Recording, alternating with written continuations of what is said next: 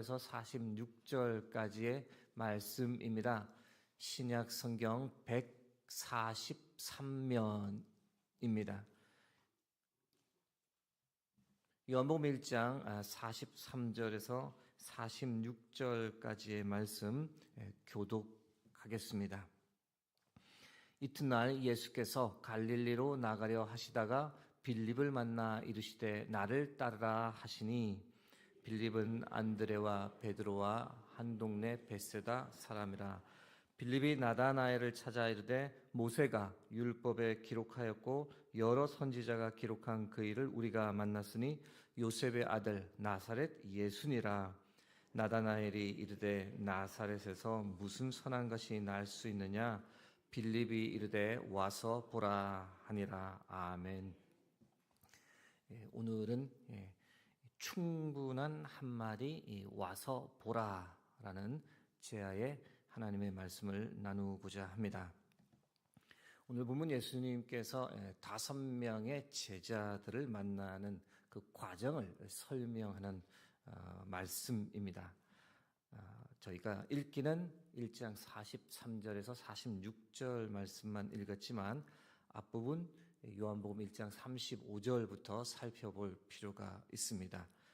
예수님께서 가장 먼저 이 두 제자를 만나는 장면을 1장 35절부터 언급하는데 제가 읽어드립니다. 또 이튿날 요한이, 여기서 말하는 요한은 세례 요한입니다. 자기 제자 중 2사람과 함께 섰다가 예수께서 거니심을 보고 말하되 보라 하나님의 어린 양이로다. 두 제자가 그의 말을 듣고 예수를 따르거늘. 세례 요한에 관해서는 언젠가 한번 좀 말씀을 깊이 드리겠지만 참 대단한 사람입니다. 세례 요한이 예수님 공생의 사역 직전에 유대 전체 땅에서 아주 유명했더랬습니다. 이스라엘에서 오랫동안 사라졌던 이 예언자가 등장했다라고 사람들이 여겼는데, 그래서 온 유대 사람들이 이 세례 요한에게 와서 세례를 받을 정도로 세례 요한의 영향력이 상당히 이제 컸던 거죠. 그래서 마태복음 3장 5절에서 6절 말씀에는 이때에 예루살렘과 온 유대와 요단강 사방에서 다 그에게 나와 자기들의 죄를 자복하고 요단강에서 그에게 세례를 받더니라고 기록합니다. 이제 이런 세례 요한을 성경이 언급하는 이유는 아주 분명합니다. 그렇게 그 당시 유명했던 세례 요한도 예수님을 하나님의 아들로 인정했다. 이 점을 강조하기 위해 이 세례 요한의 이야기를 성경 초반에 다루는 겁니다. 예수님을 자신과는 비교도 되지 않는 분, 그분의 신발끈을 풀기도 감당하지 못할 정도로 고귀한 분이 예수님이다.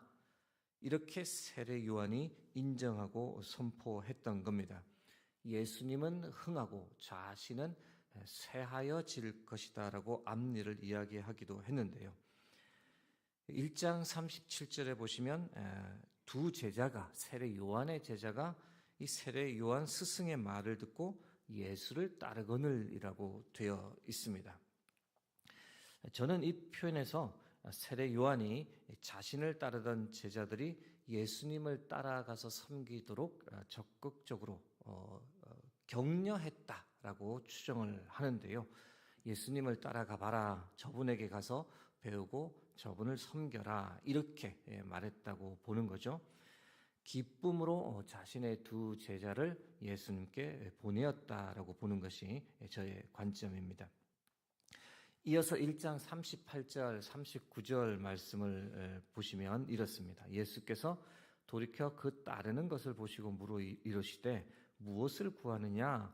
이르되 랍비여 어디 계시오니까 하니 랍비는 번역하면 선생이라.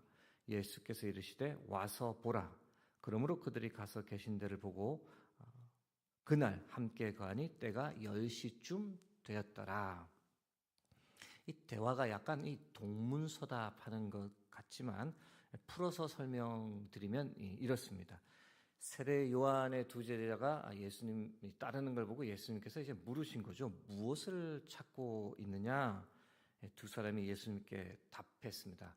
선생님 어디에 머물고 계십니까? 이 말을 조금 의역하면 선생님께서 어디에 머무시는지 좀 알고 싶습니다. 찾아뵙고 싶습니다. 대화를 나누고 싶습니다. 라고 해석을 해볼 수 있습니다. 그때 예수님께서 그걸 기쁘게 받아들이셨던 거죠. 와서 보라. 내가 있는 곳에 직접 와서 한번 봐라. 라며 두 제자를 초대하신 겁니다. 두 사람 예수님께서 거주하시는 곳에서 1장 39절에 보면 10시까지 있었다. 근데 이 10시라고 하는 것이 오늘 시각으로 이야기하면 오후 4시 정도를 말합니다. 아침 일찍 예수님을 이제 따라갔을 것으로 보이는데 오후 4시까지 꽤 오랜 시간을 예수님과 함께 있었습니다. 점심 식사도 했을 것이고 그 과정에서 이런저런 대화를 상당히 많이 나누었을 텐데 대화의 내용을 저희가 다 알 수는 없으나 그러나 그 대화의 결론이 무엇인지는 우리가 명확히 알 수 있습니다. 두 대화의 결론이 무엇입니까? 두 제자가 오후 4시까지 예수님과 같이 있다가 내린 결론은 이분이 메시아다라는 확신을 가지게 된 거라는 겁니다. 이어지는 1장 40절에서 42절 말씀입니다. 요한의 말을 듣고 예수를 따르는 두 사람 중에 하나는 시몬 베드로의 형제 안드레라. 그가 먼저 자기의 형제 시몬을 찾아 말하되 우리가 메시아를 만났다 하고 메시아는 번역하면 그리스도라. 데리고 예수께로 오니 예수께서 보시고 이르시되 내가 요한의 아들 시몬이니 장차 게바라 하리라 하시니라. 게바는 번역하면 베드로라. 이 두 제자 중 한 명의 이름만 언급되어 있는데 이제 안드레 시몬 베드로의 형제였다는 겁니다. 두 제자 중에 한 사람의 이름은 언급되어 있지 않지만 이 요한 복음을 쓴 사도 요한일 것이다라고 많은 학자들이 해석합니다. 예수님과 오후 4시까지 대화를 하면서 교제를 하면서 이분이 메시아다. 이분이 하나님이 보내신 분이다라는 확신을 가진 안드레가 누구에게 갔느냐? 자신의 형 베드로에게 그 기쁨을 가지고 막 달려갔던 겁니다. 그리고 외쳤죠. 시몬, 시몬, 우리가 메시아를 만났다. 이 본문에서는 표현되어 있지 않지만 동생 안드레가 형 베드로에게 크게 외쳤을 겁니다. 시몬, 와서 봐라. 직접 한번 와서 만나봐라. 동생에게 거의 끌려오다시피 한 베드로 역시 이 예수님을 만나면서 이렇게 요한, 안드레, 베드로 이렇게 3명의 제자를 예수님께서 만나셨습니다. 이후 2명의 제자를 더 만나시는데요. 1장 43절에서 44절 말씀입니다. 이튿날 예수께서 갈릴리로 나가려 하시다가 빌립을 만나 이르시되 나를 따르라 하시니 빌립은 안드레와 베드로와 한 동네 벳세다 사람이라. 성경에 기록된 표현으로는 나를 따르라는 짧은 표현만 나와 있지만 역시 이후 이 빌립도 예수님과 대화를 나누었다라고 볼 수 있습니다. 그리고 빌립이 이 대화를 통해서 예수님에 관해 확신을 가지게 된 건데 어떤 분이라고 확신을 가지게 되었냐면 1장 45절에 46절 말씀입니다. 빌립이 나다나엘을 찾아 이르되 모세가 율법에 기록하였고 여러 선지자가 기록한 그 일을 우리가 만났으니 요셉의 아들 나사렛 예수니라. 나다나엘이 이르되 나사렛에서 무슨 선한 것이 날 수 있느냐? 빌립이 이르되 와서 보라 하니라. 예수님과 대화를 나누고 예수님이 누구신지를 알게 된 이 빌립이 너무 가슴 벅차서 평소에 알고 지냈던 나다나엘을 찾아가 큰 소리로 외친 겁니다. 모세가 예언하고 구약에서 예언된 인물이 나타났다. 내가 그분을 만났다. 나사렛 출신의 요셉의 아들 예수가 바로 그분이다. 이 나다나엘의 반응이 처음에 냉소적이니 빌립이 크게 외쳤던 겁니다. 너가 직접 와서 한번 봐라. 그분을 만나봐라. 그렇게 의심가면 네가 한번 직접 그분하고 대화를 해봐라. 결국 나다나엘도 와서 예수님을 만나고 예수님의 제자 중 하나가 되었습니다. 백문이 불여일견이라는 표현이 있지 않습니까? 100번 듣는 것보다는 직접 와서 한번 보는 것이 더 낫다는 겁니다. 직접 보는 것이 더 정확하게 알 수 있다는 겁니다. 5명의 제자들이 직접 와서 보고 예수님을 만나서 이야기를 나누고 나서 이분이 누구신지에 대한 확신을 다 가지게 되었고 예수님을 받아들이고 예수님을 따르는 제자가 되었습니다. 그 과정에서 그 출발에서 가장 큰 역할을 했던 것은 무엇이었느냐? 바로 이 충분한 한마디, 와서 봐라. 네가 직접 와서 한번 봐라. 안타깝지만 교회에 대한 참 부정적인 이미지가 사회에 엄청나게 퍼져 있습니다. 교회가 그런 곳이 아닌데 교회에 한번 와보지도 않고 너무 그 부정적인 생각을 하는 사람들이 많은 거죠. 안타까운 현상입니다. 교회에 와서 보면 생각이 싹 달라질 수 있는데 교회에 오지는 않는 겁니다. 여러분, 교회가 어떤 곳입니까? 교회는 예수 그리스도가 머리 되신 하나님의 집입니다. 교회는 하나님의 구원과 생명과 은혜가 충만한 곳입니다. 교회는 우리가 가게 될 하나님의 나라가 어떤 곳인지를 보여주는 작은 천국입니다. 성도님들이 함께 드리는 예배는 언제나 하나님의 영광과 임재가 있습니다. 그 예배 통해 성도님들께서 하나님을 만나고 하나님의 음성을 듣고 하나님 주시는 위로와 평화, 힘을 얻고 이 땅을 살아갈 힘을 얻습니다. 여러분, 이렇게 좋은 교회, 이 교회를 다른 사람에게 소개하며 살아야 할 의무가 우리에게 있습니다. 교회에 한번 와보셔요. 믿지 않는 사람들도 교회에 오면 이 예배의 영광에 사로잡힐 줄 믿습니다. 우리의 예배드리는 모습을 보면서 우리의 표정 속에서 하나님의 임재를 느끼고 교회에 대한 생각, 기독교에 대한 생각이 변화될 줄로 믿습니다. 이를 위해서 우리가 할 역할이 무엇입니까? 한번 와보셔요. 교회 한번 와보셔요. 이 말이면 충분합니다. 전도 너무 어렵게 생각하지 마셔요. 지난 주일에 한 남성분이 저희 교회에 와서 산부 예배를 드렸습니다. 제가 어떤 경로를 통해서 이분에 대해서 조금 알게 되었는데 교회를 초등학교 3학년, 4학년까지는 굉장히 열심히 교회 생활 재밌게 했는데 이후로는 교회를 안 다니다가 거의 40년 만에 저희 교회를 산부 예배를 이제 오게 된 겁니다. 어떻게 오게 됐지 궁금했는데 나중에 이렇게 알아봤더니 저희 성도님 한 분이 저희 교회 한번 와보라고 그냥 그 말만 던진 겁니다. 인사치레였습니다. 이 근처에 아마 이사를 오게 되었고 교회를 이렇게 보고는 저희 교회 마당을 왔다 갔다 하신 것 같고 저희 교회 성도님께서 나선 분이 있으니 누구 찾으세요? 라고 그냥 말씀을 한번 건넸고 그 과정에서 이문동에서 살다가 이제 이 근처로 이사를 오게 되었습니다. 그리고는 인사치레입니다. 네, 저희 교회 참 예쁘죠? 교회 한번 오세요. 라고 했는데 지난주 토요일에 그런데 이제 그 바로 다음 주일에 그분이 산부 예배를 정말로 드리러 오신 겁니다. 앞으로 뭐 계속 나올지 또는 이분이 좀 어떤 분일지는 조심스럽습니다.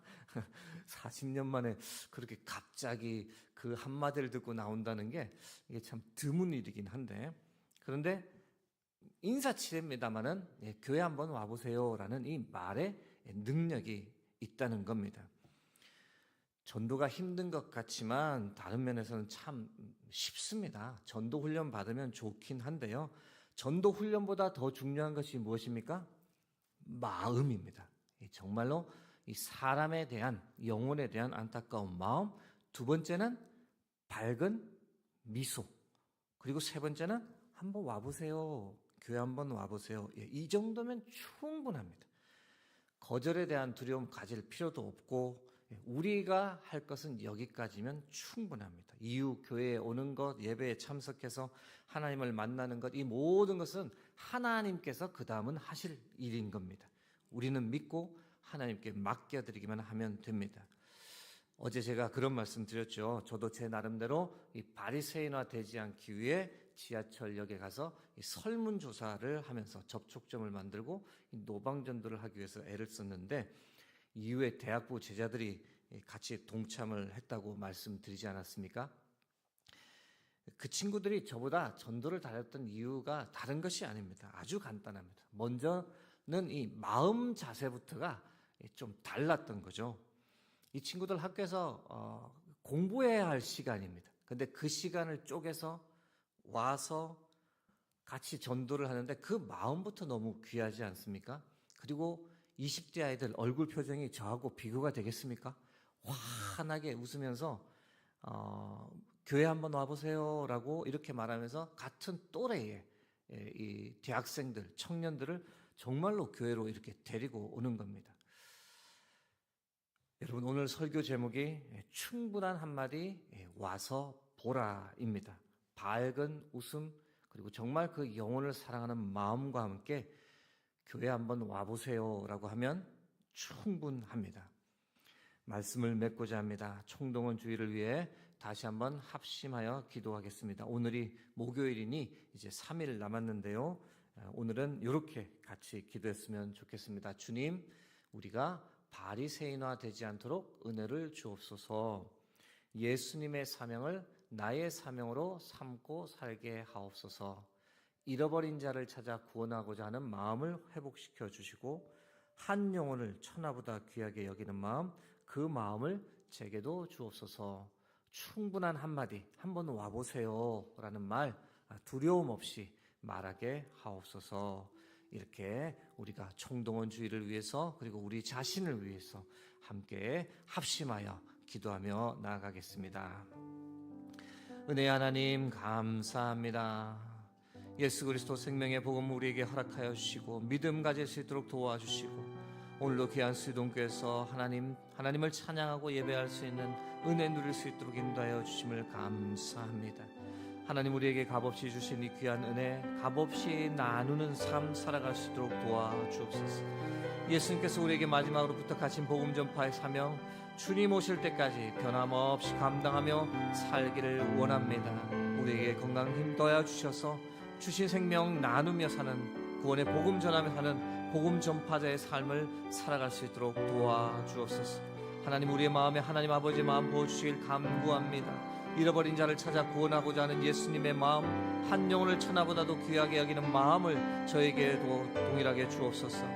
더 많은 성도님들이 기대하며 기도하며 총동원 준비를 준비하며 나아갑니다. 가서 교회 한번 와보세요 라고 말할 수 있는 용기를 허락해 주셔서, 참으로 이번 주 주일 예배 가운데 하늘 문을 여시고 하늘의 영광 보여주셔서 하나님 아버지의 사랑을 온몸으로 느끼고 받아들이는 귀하고 복된 은혜가 이곳에서 있을 수 있도록 도와주옵소서. 주께서 일하여 주시옵소서. 은혜의 하나님, 감사합니다. 값없이 우리를 택하여 주시고 믿음, 구원, 생명의 선물을 허락해 주시니 감사합니다. 하나님, 값없이 주신 이 귀한 은혜 값없이 나누며 사는 복된 삶 되게 하옵소서. 예수님께서 우리에게 마지막으로 부탁하신 복음 전파의 사명, 주님 오실 때까지 우리도 변함없이 감당하며 살아갈 수 있도록 도와주옵소서. 우리의 마음에 하나님 아버지의 마음을 부어주시기를 간구합니다. 잃어버린 자를 찾아 구원하고자 하는 예수님의 마음, 한 영혼을 천하보다 귀하게 여기는 마음을 저희들에게 허락하여 주옵소서. 가서 교회 한번 와보세요 라고 말할 수 있는 용기도 허락하여 주옵소서. 이번 주일 총동원 주일 예배를 위해서 간구합니다. 하늘 문을 여시고 하늘의 영광 보여주시고 성령의 나타나심과 능력을 허락하여 주옵소서. 그래서 이 자리에 함께한 우리 모두가 하나님 아버지의 사랑을 온몸으로 느끼고 받아들이며 예수님을 영접하는 은혜의 예배가 되게 하옵소서.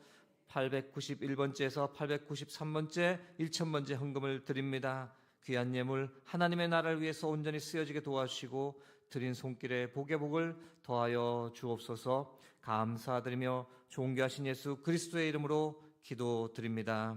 아멘.